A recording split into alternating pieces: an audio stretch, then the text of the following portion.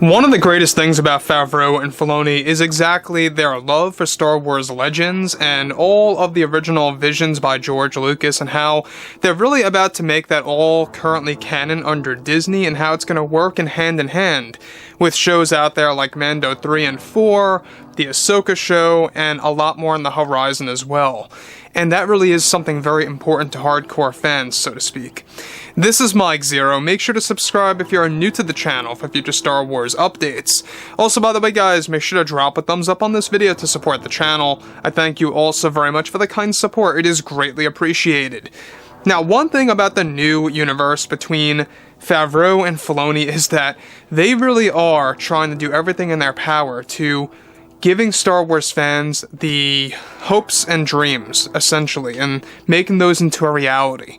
And what we actually have seen before in Legends and what we have actually been expecting to see in the current canon is actually beginning to develop before our very own eyes. You know, we already know that Mando 4 is going to have a big time jump. It's going to have a lot of material from Legends thrown in there, as well as some original material as well getting mixed in with that.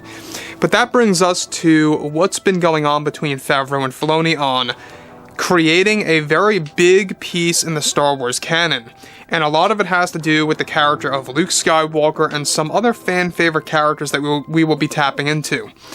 Now, with that being all done and said, one thing that I love so much about this franchise so far, by Favreau and Filoni of course specifically, is what's coming for us in 2023 with Mando 3 and how it's going to tease everything for what's about to drop in the 4th season. So that brings us to the next big thing here of what they have actually been working on. Now, with both Favreau and Filoni writing The Mandalorian 4 and also working on storyboards that's going to evolve the story, they are attempting to actually stretch the series until a season 5 or 6 to end it all together if 4 proves to be successful. Now further, it's noted that one of the big storyboards for the 4th season of Mando, this storyboard has been illustrated and is already finalized to be used in the script for the 4th season of the actual show that is set to finally focus on Ben Solo coming into the storyline at a younger age this time. The storyboard involves a moment in which Luke is inside of the now complete temple on Ossus, where Ben Solo is sitting in front of him, discussing about lessons related to the Force and the history of the Jedi. Now, in case you guys don't know where Ossus is, that is the world that we saw in the Book of Boba Fett, just to inform you guys. Now, it's planned to be a good uncle-to-nephew moment in Star Wars history. Here in the storyboard, there are several illustrations that have been made by Favreau and Filoni, one of which involves Luke holding a box of parts of a lightsaber and giving it over to Ben Solo to build. These are said to be saber parts that date back to the old Republic era that Luke purposely took apart for, of course, Ben Solo to build his own saber with no support.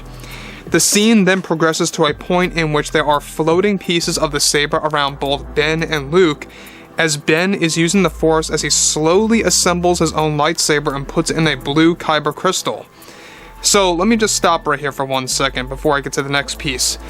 The thing that is so impressive about this is that I don't know if you guys read up on a lot of Star Wars Legends, but in Legends, there's a lot of scenes in there from the books and the comics that really mimic this very given moment.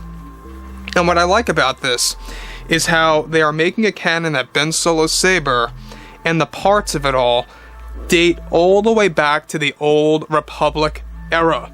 So that blue saber that you do see in the flashbacks in The Last Jedi and in the actual comics of Ben Solo, you know, such as The Rise of Kylo Ren, that saber dates back to the old Republic era. That's how old it is.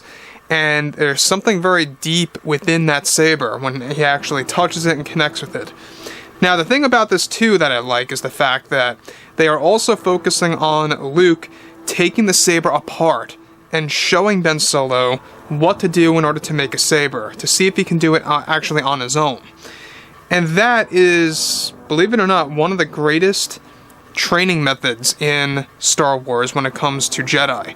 Something that we have yet to have seen in live-action form specifically. Now, sure, we got a little glimpse of this in that deleted scene for Return of the Jedi, where Luke is kind of putting it together at last minute before he ignites it in the cave, but that scene was deleted. This time, they're really going full force with how one develops an actual lightsaber. We're going to finally be able to see this.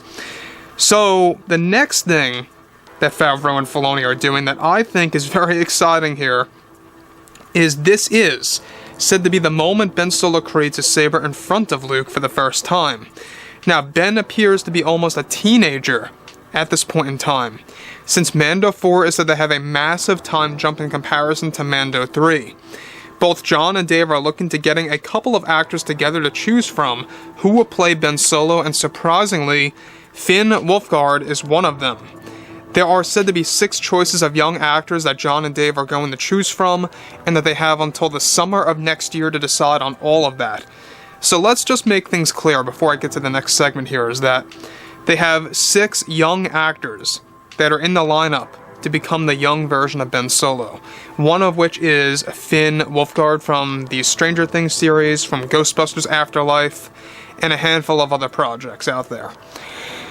Now, do I think that he is the best available choice to play Ben Solo? He would certainly nail it as far as appearance goes. I'm not quite sure about how acting goes. That all depends on delivery, execution, the dialogue that goes hand in hand with the actor. There are many different factors that determine that. So the other 5 actors apart from Finn really makes you wonder who they are. Those are still currently a mystery. We're not quite sure who they are. They may very well be unknowns or up-and-coming actors for all we know that we have seen before in other movies. Now, the thing about this is that some fans may disapprove of Ben Solo coming into the current canon because there's a lot of people that don't like the sequel trilogy at all, to any degree, and that's okay because everybody has an opinion and you're entitled to that. But introducing Ben Solo, I think, is a very important piece since, you can't just erase the sequel trilogy movies in its entirety like they don't exist. I mean, they could if they really wanted to pull an X-Men Days of Futures Past if they really wanted to do that, but there's currently no talks about anything to that extent. There are talks, and it is happening by the way, of changing elements of history in the sequel trilogy to actually change things up. That is happening, but as far as just deleting the movies, that's not happening at all right now. Now, the thing about Ben Solo coming into the storyline instead of, let's say, for example, Jason Solo or something around those lines, it's just what's to be expected. Ben Solo's the canon version of Jason. They have to work with something to a degree of what's already canon to kind of deeply resemble it to Legends. So this is basically a very interesting time for Star Wars because Favreau and Filoni are really trying to keep things as accurate as they can to Legends while also inserting elements of what's already established, if that makes sense. So the world of Ossus, I think, is going to be a big highlight of Mando 4 and a lot more shows on the horizon. A lot of fans are looking forward to revisiting this world because of its ties to the ancient Jedi. So anyways, guys, with that being said, let me know what you guys have to say about all of this below in the comments. And if you guys did enjoy the content for today, make sure to drop a thumbs up on this video to support the channel. I thank you all so very much for the kind support, and I'll catch you guys next time.